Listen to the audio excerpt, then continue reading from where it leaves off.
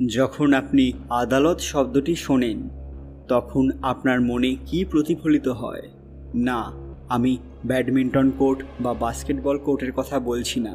এটা হাইকোর্টের বিষয়। আপনি যখন হাইকোর্ট বা সুপ্রিম কোর্টের মতো কিছু শুনতে পান, অবশ্যই ন্যায় বিচার, আইন, নিয়ম ইত্যাদির কথা ভাবেন।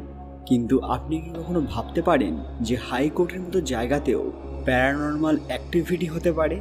এটি কেবল ভারত নামক এই অবিশ্বাস্য দেশেই ঘটতে পারে। বম্বে হাইকোর্ট, যা হলো ভারতের প্রাচীনতম হাইকোর্টগুলির মধ্যে একটি।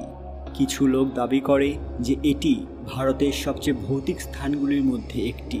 অনেকে বলেন এটা হয়তো গুজব, কিন্তু এখানকার আসল সত্যতা জানলে আপনার আত্মাও কেঁপে উঠবে।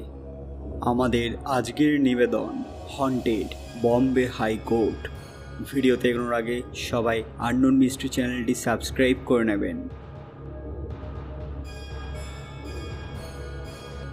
মুম্বাই মহানগরীতে এমন অনেক জায়গা আছে যা বাইরে থেকে দেখতে যতটা সুন্দর, তার ভেতরে ততটাই ভয়ঙ্কর আতঙ্ক লুকিয়ে আছে।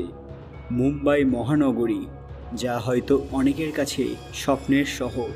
এই শহরের বুকের মাঝে লুকিয়ে আছে অনেক রকম ইতিহাস, সেই সঙ্গে অনেক ভয়ঙ্কর কাহিনী। মুম্বাই শহরে পা দিলেই এক নতুন যুগের অনুভব হয়। মুম্বাই মহানগরীতে অনেক পপুলার এবং দ্রষ্টব্য জায়গা রয়েছে। তার মধ্যে অন্যতম হল বম্বে হাইকোর্ট। এই কোর্ট সম্পর্কে যেসব কথা শোনা যায় তার মধ্যে কিছু সত্যি, আবার অনেকের মতে কিছু কাল্পনিক। ব্রিটিশ এবং পর্তুগালীয় বাস্তুকলা দিয়ে নির্মিত হয়েছিল এই কোর্ট। দক্ষিণ মুম্বাইয়ের বিভিন্ন জায়গাগুলির সম্পর্কে বহু রকম কাহিনী শোনা যায়, যা কল্পনা এবং বাস্তবের এক সম্মিলিত রূপ।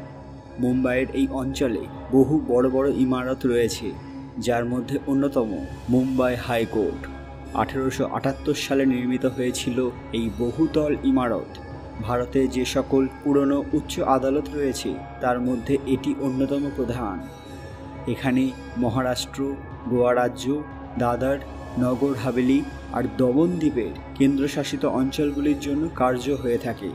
British engineer J.A. ফিলার এই হাইকোর্ট নির্মাণের ডিজাইনটি তৈরি করেছিলেন।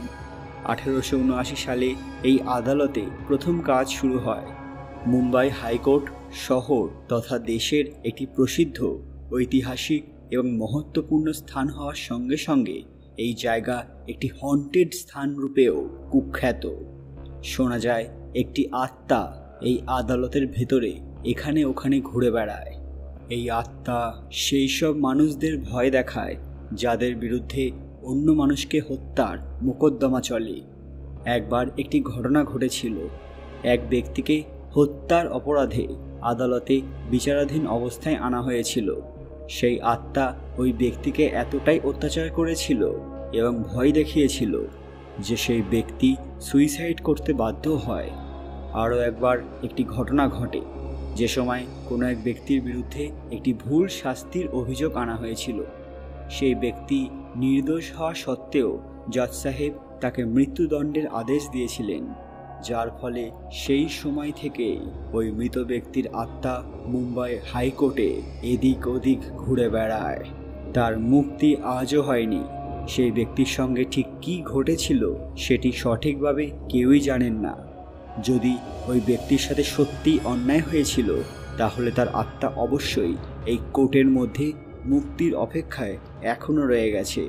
কারণ আমরা এটা জানি যে কোনো ব্যক্তি যদি বিনা কারণে সময়ের আগেই মারা যান তাহলে তার অতৃপ্ত আত্মার মুক্তি হয় না, আর সেই আত্মা ইহজগতে কয়েদ হয়ে যায়। সে ওই জায়গাতেই বসতি স্থাপন করে এবং আশায় বসে থাকে যে কেউ এসে অবশ্যই এক না একদিন তাকে মুক্তির পথ দেখাবে। অনেকে মনে করেন যে এখানে এক এমন উকিল তথা আইনজীবী ছিলেন, তার আত্মাকে আজও দেখতে পাওয়া যায়, যিনি নিজের কাজকে এতটাই ভালোবাসতেন যে আজও কোর্ট ছেড়ে যেতে পারেননি। তিনি নাকি অন্যায়ভাবে খুনের দায়ে দোষী সাব্যস্ত হয়েছিলেন। আবার লোকমুখে শোনা যায় যে তার অকাল মৃত্যু হয়েছিল এই হাইকোর্টেই, যার পর থেকেই এই কোর্টে প্রবেশ করতে মানুষের গা ছমছম করে। মুম্বাইয়ের আলোকময় পরিবেশের মধ্যেও এই স্থানগুলির অন্ধকার আজও কমেনি, যেখানে আজও বাস করছে অতৃপ্ত আত্মারা। আজকের ভিডিওটি ভালো লাগলে অবশ্যই লাইক করবেন এবং শেয়ার করে সবাইকে জানার সুযোগ করে দেবেন। আপনারা কি কখনো এই বম্বে হাইকোর্টে গিয়েছেন? কমেন্টে জানাবেন। আরও এরকম হন্টেড ভিডিও দেখতে আননোন মিস্ট্রি অফিসিয়াল চ্যানেলটি সাবস্ক্রাইব করে নেবেন। ফিরে আসবো আরও একটি ভয়ানক ভিডিও নিয়ে। ততক্ষণ আপনারা এই ভিডিওগুলি দেখতে পারেন। ধন্যবাদ।